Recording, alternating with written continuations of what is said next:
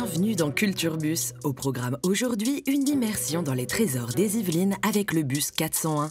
Rattachant Maurepas à Versailles, cette ligne nous fait voyager dans le temps du XIIe siècle à nos jours. Allez, en route! En parlant de temps anciens que même les plus de 20 ans ne peuvent pas connaître, rendez-vous à la commanderie des Templiers, arrêt Les Réaux. Située sur le territoire communal d'Elancourt, elle fut fondée par un ordre militaire entre 1150 et 1180. Étroitement lié aux croisades en Terre Sainte, ce lieu de vie abritait aussi bien les chevaliers que les prêtres, les artisans et serviteurs. On retrouve un groupement de constructions constitué de la chapelle de style gothique érigée au XIIIe siècle, du bâtiment des gardes dont l'usage d'origine était purement militaire, mais aussi de celui de Bièvre, ancien logement des commandeurs, avant d'être celui des fermiers, et pour finir, les vestiges d'une exploitation agricole appelée bâtiment de Chevreuse. Mais pas question pour la commanderie de rester coincée au XIIe siècle. Elle accueille régulièrement des événements culturels, des journées thématiques ou encore des artistes en résidence. Pour poursuivre ce voyage à travers les âges, voici encore un peu de culture avec le musée de la ville de Saint-Quentin en Yvelines. Arrêtez-vous à Place Claudel. Si l'histoire de la commune ne date pas d'hier, le musée, lui, fut créé en 1977. Ayant pour but de valoriser son patrimoine et son territoire, il héberge aussi une collection d'objets design labellisés Musée de France, rien que ça.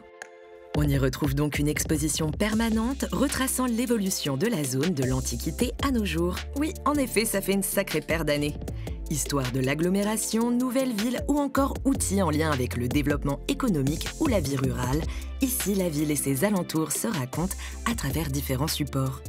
Le musée accueille aussi régulièrement des expositions temporaires, comme aujourd'hui, avec des œuvres d'art contemporain ou encore des objets iconiques des années 70. On vous avait dit que c'était un voyage dans le temps. Si le bus 401 ne s'est pas transformé en carrosse, ça aurait pourtant bien pu vous servir pour arriver jusqu'à notre dernier arrêt. Et c'est à Versailles-Château, Rive-Gauche-Gare, que notre visite s'achève. Pas la peine de vous faire un dessin, avec un nom pareil, la découverte risque d'être royale. En effet, pour finir en beauté, on vous propose de pénétrer dans l'enceinte du château de Versailles dont la réputation n'est plus à faire. Cependant, connaissez-vous le hameau de la Reine ?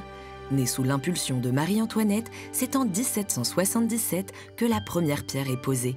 Enfin plutôt le premier buisson, car cette date correspond à la création du jardin anglais.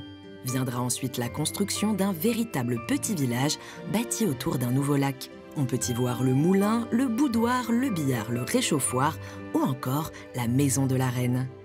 Cette dernière, bien loin de vouloir se la jouer Martine à la ferme, se servait de cet endroit atypique comme lieu de réception et de promenade. Elle souhaitait aussi qu'il tienne un véritable rôle pédagogique et éducatif pour les enfants royaux. C'est sur ces notes couronnées que s'achève notre découverte de la ligne 401. Terminus, tout le monde descend.